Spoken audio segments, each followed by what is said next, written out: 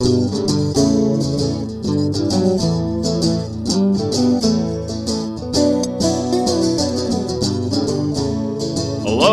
and welcome to Vacation Station, hosted by Lisa and Nancy, editors of BigBlendMagazines.com.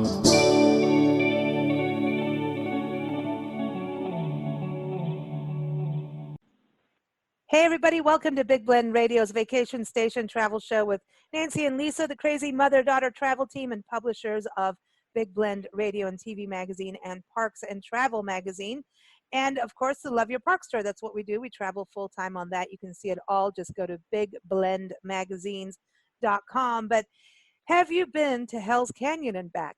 Well, our guest today has. On today's show, we have travel writer Debbie Stone back on, and she's going to talk about her epic 4-day adventure rafting down Snake River through Hell's Canyon. And she went out there with Hell's Canyon Raft. Check them out at hellscanyonraft.com. But you can also check out her article. It's up right now on nationalparktraveling.com. You'll see her in our expert department, or just type in Hell's Canyon because it's fun to type in.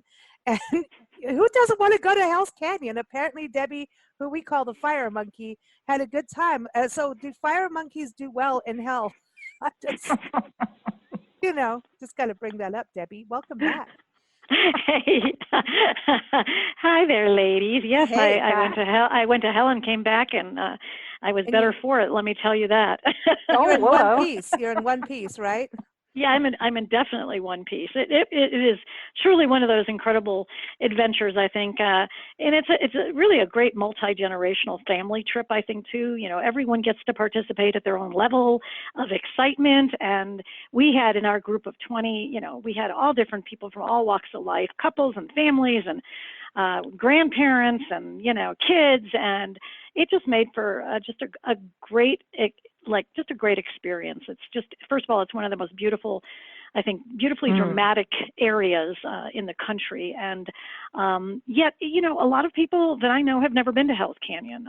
They don't even know where Hell's Canyon is. And, it's if you look. No, it's not in Hell. It's in Idaho, right? Idaho, Oregon area? Yes, it straddles that border between Idaho and Oregon. And it's, it's a recreation area, the Hell's Canyon National Recreation Area. And the Snake River is what goes through the canyon. And it's a wild and scenic river. And so it is protected, and that area is protected. And it's, it's this beautiful stretch of landscape that, you're these kind of forbidding walls, and it's very, very, the canyon is I think in most of the places I've looked, it is really the deepest and narrowest in the country in North America. Wow. And, if you think about, I think I put in the story about how you can, put 6 Empire State Buildings in there, or 47 Niagara Falls, or 4 Yellowstone Canyons, or, and it's just, it's deeper than the Grand Canyon by a couple thousand feet. And so it is big, and you feel minuscule when you are, especially when you're rafting through it, you're just looking up at these walls, and it's just, it's majestic scenery, and it's a very humbling scenery as well. How did it get its name Hell's Canyon? Because, and then even having the Snake River, I'm like, okay, a dragon's going to come out any corner, as you go down. I tried to look that, and there was a couple of stories, but they were like untrue. And I think it basically really, I think, refers to this very wild ride that you do as you journey through this canyon. It is as I said, like a Mr. Toad's Wild Ride, and it's I think especially for people who were in boats years and years ago, and it was probably a hellish experience for them to go through this stretch of whitewater, a class 4 whitewater in places. And the snake, though, from what I understand, was having to do with the Native Americans who lived in the region, and so they used some sort of sign that resembled a snake, and it was given to their, the people gave it to the group of people, and then they became the Shoshones, and then the land was eventually given that tribal name. And so it became, the Snake River. And it is, when I looked it up, I didn't realize about the Snake River, but it starts in Yellowstone and goes about Oh. 1,000 some miles all the way to eastern Washington, to Pasco, Washington, basically and then where it kind of dumps into the Columbia. Wow. I get into rivers. I have a thing about it, When we were in Rocky Mountain National Park this year, we were at the top, Right. the headwaters, and here we are now in Yuma, Arizona, at the, the lower end of the Colorado River, but it still goes down through to the Sea of Cortez, which you've been to on that wonderful cruise. How we first met you is on the show talking about that. So it's interesting to me. And we just did the Arkansas River. We followed it from the headwaters to Arkansas, I mean, to Little Rock.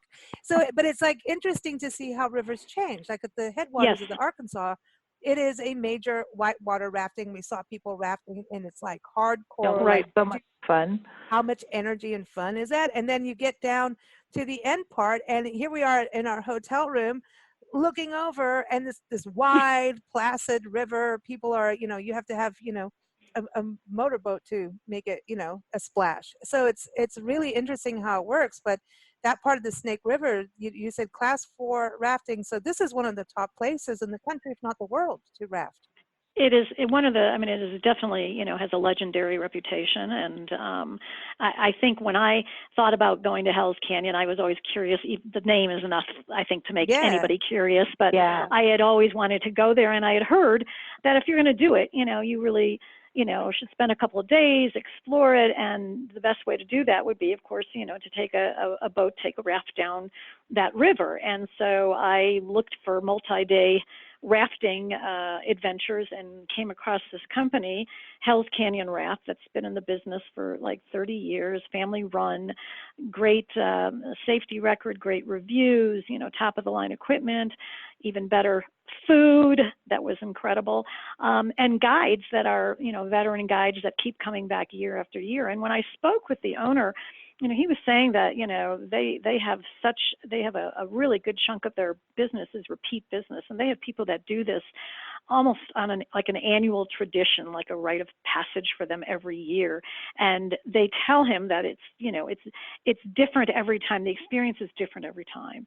And, you experience it in so many different ways. And they have so many different, you can use the oared rafts, you can do those wonderful rubber ducks, and you can do the stand-up paddleboard. Oh. And so, you can try out these different crafts and get your comfort level. Not everybody's going to try a little rubber ducky kayaky thing on the class 4 whitewater unless they're extremely, they've done it before and they feel pretty comfortable about it. And same with a stand-up paddleboard, of course, because can you imagine? Wow. You can imagine. But it's just, they give you, great preparation, safety demonstrations, what to do if you fall out, and people do fall out, and there is quote unquote carnage. I love the word, what the guides used to describe when somebody falls out over the boat or, falls off their stand-up paddleboard. It's called carnage. And we had a number of spills, we had spills that happened, and it does happen, and thankfully nothing terrible happened at all. It was, people usually get picked up quite quickly, or they're right by the boat and they just, hang on to the boat and somebody lifts them back in again. But, it's just, you need to really pay attention and focus, and they know, the guides know how to read the water, which I found was really interesting, how to read the river, look for the obstacles, what's the, areas that you're going to avoid, and what does that, what is the whirling doing around that rock, and what can happen. And, so you learn a lot about, reading the river, and like they even take you up to look at it from up above, so you scout it, and so you understand what's going to happen once you're in there, because everything happens so quickly when you're on the river, and it's like, whoa, oh my gosh, Well, I think the reading the river, number one, you start to really understand how geology works and how water works, how it flows. But to me, this sounds like an epic way to just unplug from everything, because, and I think when you're doing something like whitewater rafting, you are so in the present moment that you can't afford not to be in the present moment. And then once you unplug away from ding ding on your phone, computer, notifications, that you kind of, I mean, did you miss any of the ding dings on the phone? You know what? I actually I deliberately seek opportunities to get me away from that kind of distraction because it's just so prevalent in my day-to-day life that I'll seek out these kinds of trips. And the only place where you can find this now is like when you go off the grid and you can't, get cell service or, Wi-Fi or whatever. And so to me, it's just a real luxury, and it's such a wonderful opportunity for people to be able to just be, like you said, present, and also to, enjoy, nature without those distractions, and kind of embrace it and be with that experience when it's happening, instead of being, consumed with, oh gosh, I have to, answer this email, I have to answer this text, I have to, whatever it is. And I think what I mentioned in my story is important for people to know that, it's, the rafting is one thing, and it, of course, is the major attraction. It's the adventure, but there is so much more to this raft trip than just simply rafting. It's exactly what you said, an opportunity to disconnect. It's an opportunity to get to know people, and to, form bonds. I mean, you get really close to people. When you're on a raft, you really have to work together. It's a team effort, and, you're really looking out for one another and everyone's safety. And I think it just is one of those opportunities to really form those bonds, and you form them so quickly. So, forming the bonds, getting away from things, getting a good, kind of history, geology lesson about an area. The guides are very knowledgeable, and you take a lot of wonderful hikes to these various abandoned homesteads and to see, pictographs and things like that Native Americans left. So it's a real combination of many different aspects that goes beyond just rafting. So can Nancy and I go on something like this without, like, I mean, will Absolutely. they let us? They'll let us. Even I haven't. Now Nancy's been Nancy Yes. has had some weird weird experiences. Yeah, See, she's go been. figure. No, I haven't done anything like rafting. I have tried surfing and things, and all I do is hug the board, and my butt goes up to the world. It's like, hello. That's all I can do. But Nancy went. You did the tube race. There's a race. It was in South Africa. It was a tube race. Oh, so So you funny. connect all your inner tubes together, and you float down the river. And it was a race. And they didn't. Yeah, but it was supposed to be a calm, But easy there was a race. flood. There was a flood. The rivers rose, and they ended up going down like little mini waterfalls, going down under the. I like the way you say mini waterfall. Yeah, It you could didn't hear seem it. so mini. People were stuck in trees. I mean, and That if you was went bad. down, It I was mean, they bad. grab you, and your shirt comes off, and you're like, "Hi," Yeah. you know. Mhm. I remember And then that. I in the remember going, distance, "Where's my mommy?" no, but in the distance, you see the ocean, and you realize you're going to the ocean, No. and you're in your little raft, and we're all like, bail. And then we're like, no, you can't just jump in. And we're like, man, what happens when the river meets the ocean? See, you We're need the dead guides. ducks. There's no way. I need guides, because when we did the kayaking thing and we had a guide, I was good.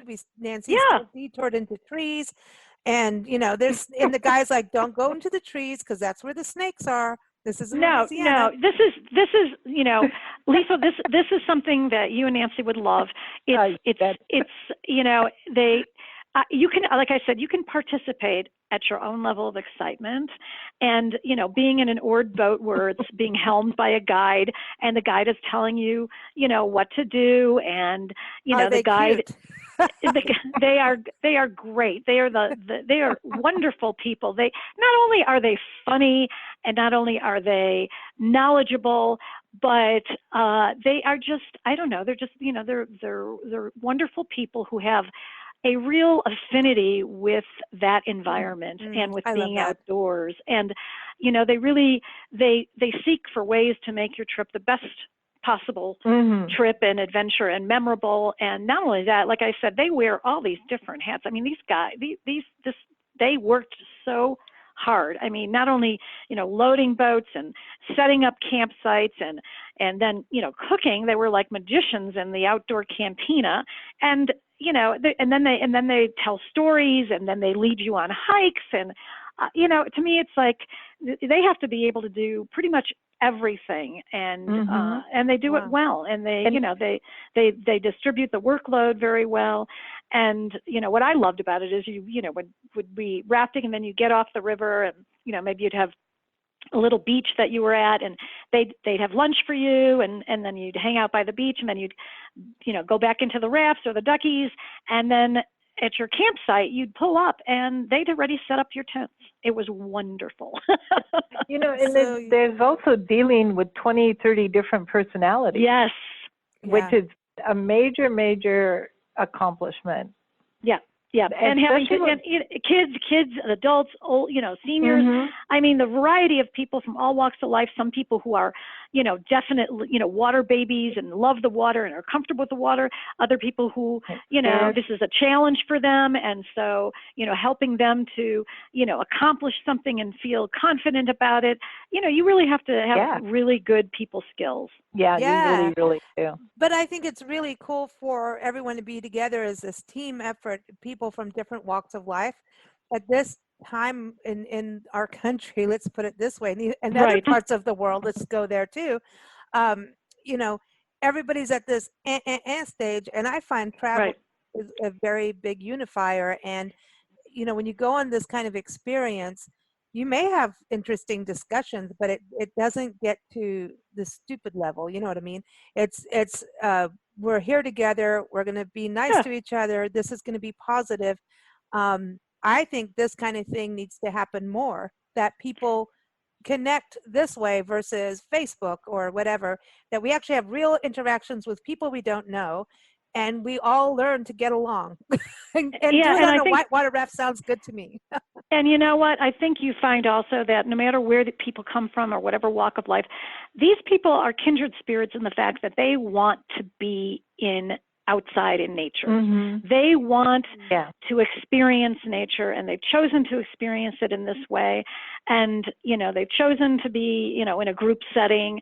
And so these are people that are, as I mentioned, they're open, they're easygoing for the most part. They're outgoing. They have a sense of humor. And, they sincerely, I think, have an abiding respect for nature.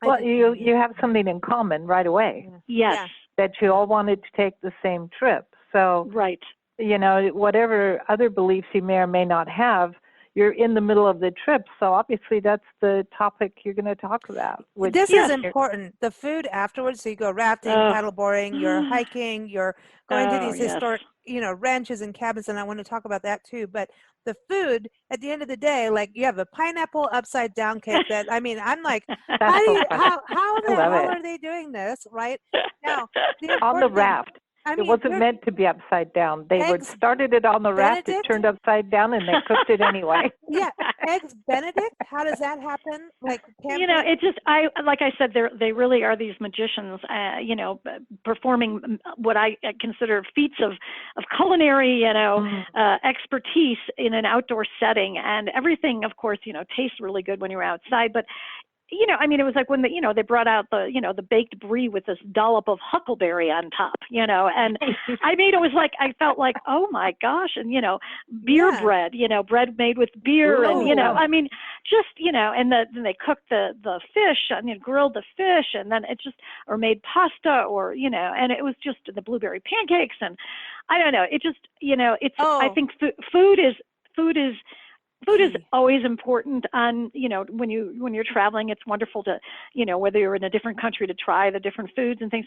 But I think it's also one of those things that creates a wonderful bond as well. We would be sitting around and, we'd be out by the outdoor canteen and smelling what they were cooking and nosing around, looking at what they were doing and, anticipating, this wonderful dinner. And it never disappointed. It was just, we were all like, whoa, hats off to you guys. Right on. Did you get somehow wine? No. when you're outside, your appetite gets bigger. Yes.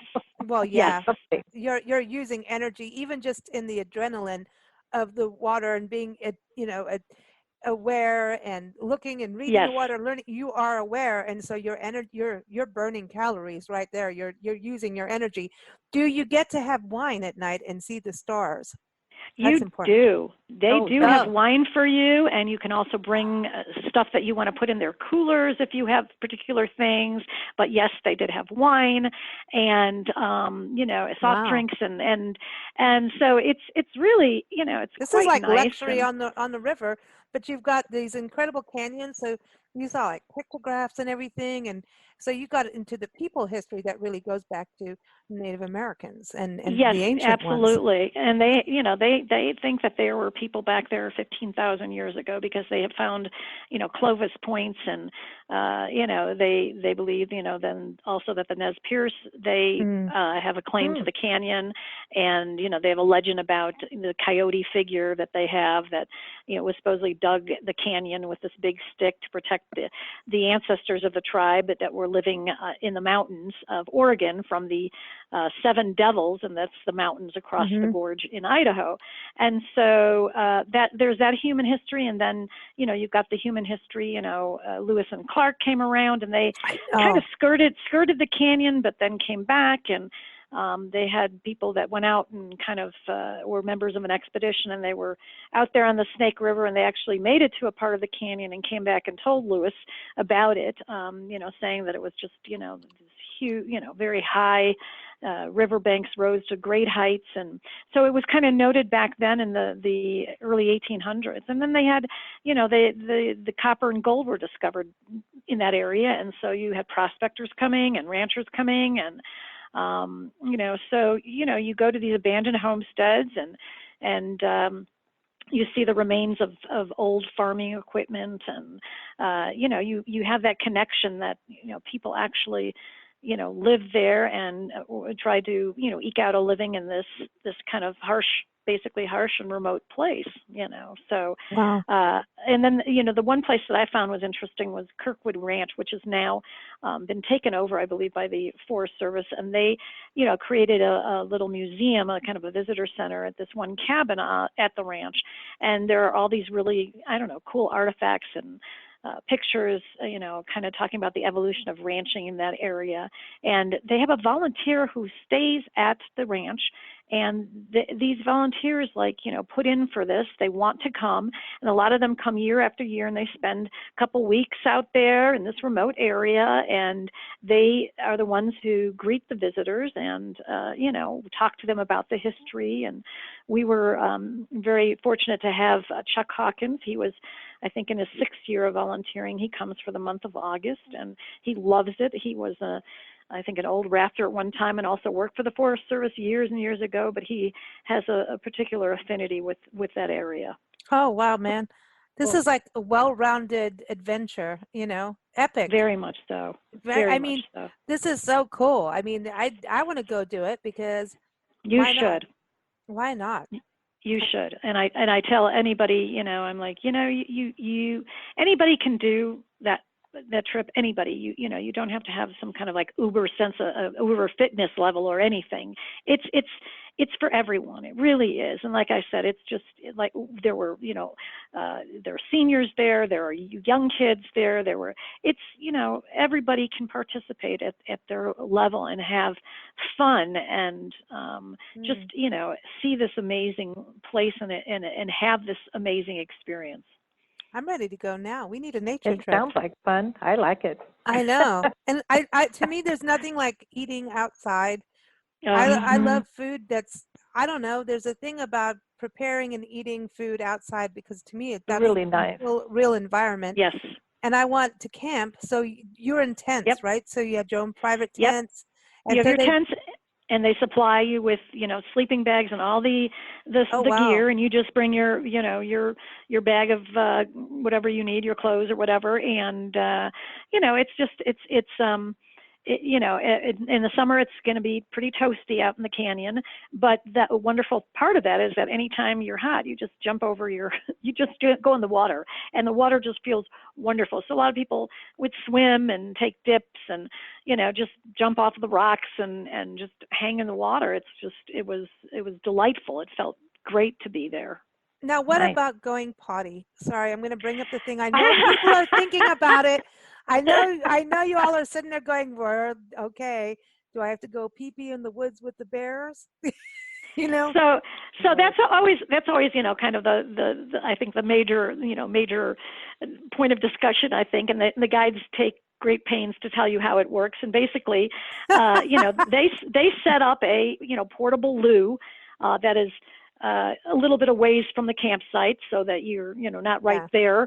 And so and they put up like an oar, and you put the oar in a certain direction, which means it's an occupied pathway, so you don't go head down the pathway to the loo because somebody's using it. And then when it's open, the oar is open and the pathway is open, so it's not blocked, and so you go. And it's always it's really nice because it's a loo with a view. And I mean, I when I was in the Grand Canyon, the same thing. It was like, oh my gosh, this is pretty nice. I can sit there and, I can watch the river. I can look at the canyon rocks. I can see a lizard. I can, see a bald eagle or whatever it is. And it was like, Wow. So it really is, there's nothing, you have a private place, you have your, space to do it. And, so it really is something that people, I think they're concerned about. But then once they get into the routine, it, just becomes just habit. It becomes very normal. And the kind of loos that they're doing, there's actually healthier for the environment.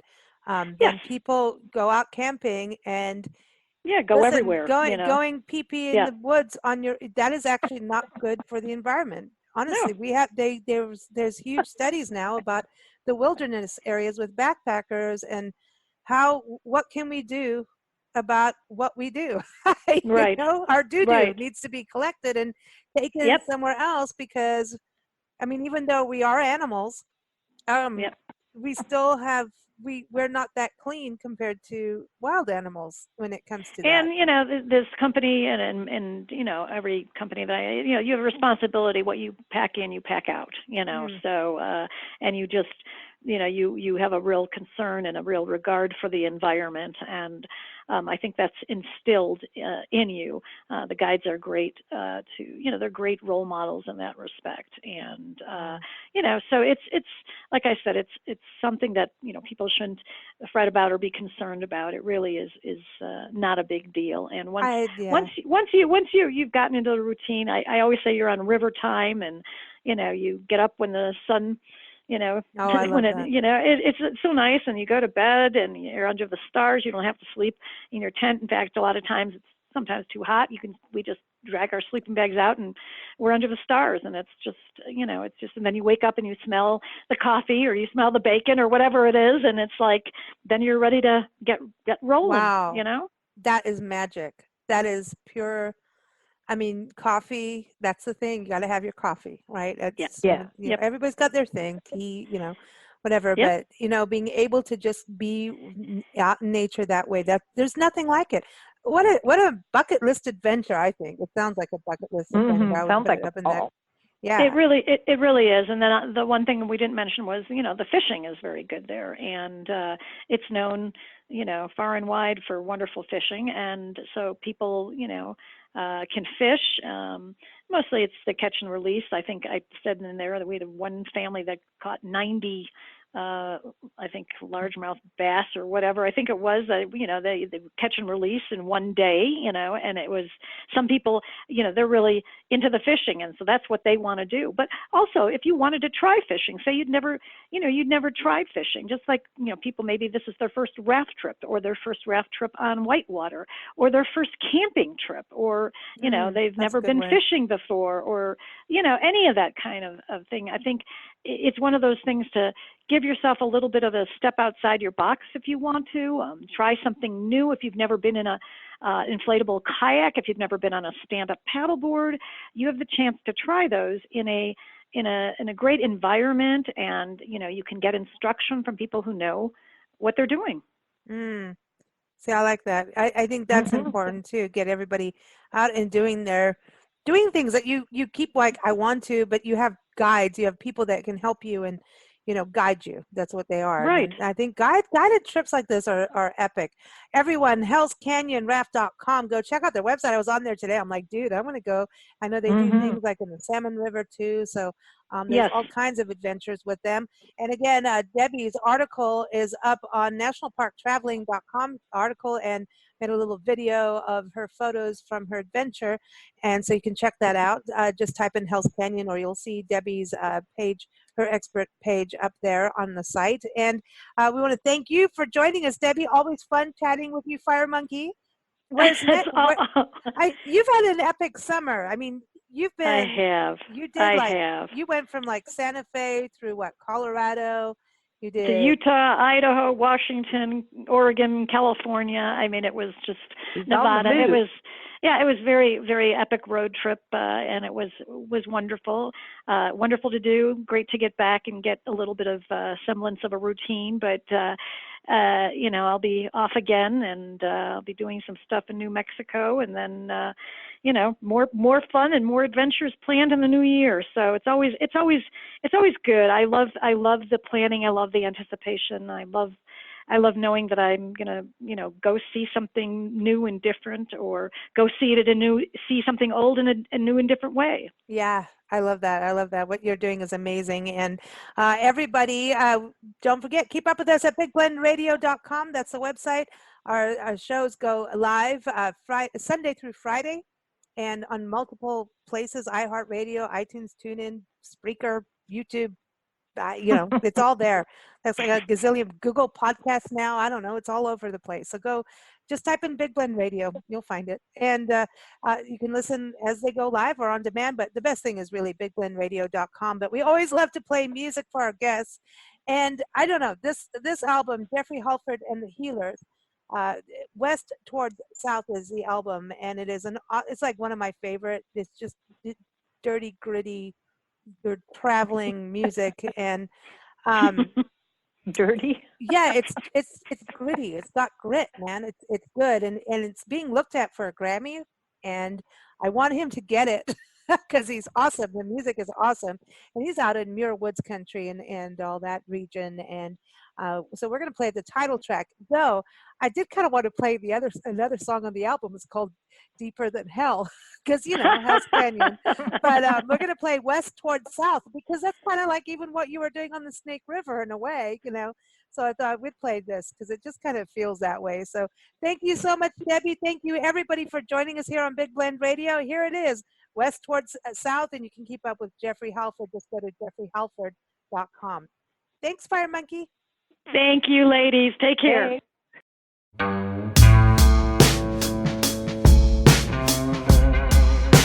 Well, Cyrus, he looked me in the eye like I was crazy. Yeah, crazy dreamer, that part was true. And those notions were the only real currency I knew.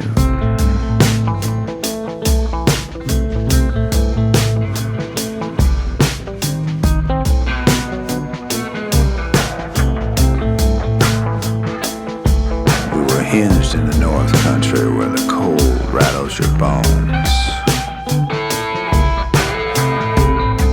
But I reached my breaking point like the ice on my porch, and my daddy died early from all the work and the whiskey he had taken in.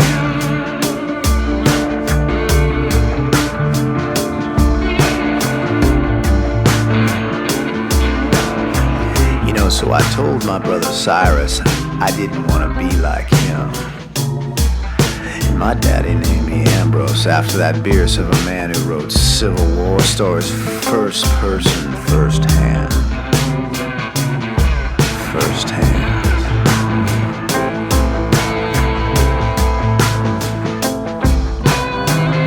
So we headed west towards south, had all my maps out, and I was 3 months till winter was due. Cyrus was my right-hand man. He was a couple notches below, but he could outshoot me and make anything grow. On the other hand, maybe he was a smarter one, and he just let me take the lead. Take the lead. Well, a cartel cartographer by trade, and these plans that I laid we could make in maybe less than 90 days. Provisions, decisions, a case of ammunition, pearl handle, Colt 45, hay, Springfield in the sun, a Gatling gun. We'd be lucky to make it alive.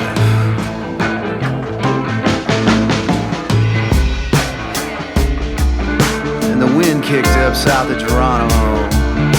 Was it a ghost or a town? We'll never know. West towards south, the buttes and the plains, and I read in the daily about a future train with a dining car and smoke drifting into the sky. When I told Cyrus, he looked me right in the eye like I was crazy.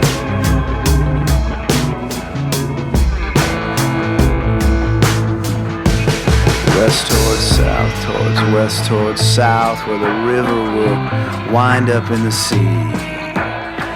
West towards south, we'll reach our destiny underneath the redwood trees.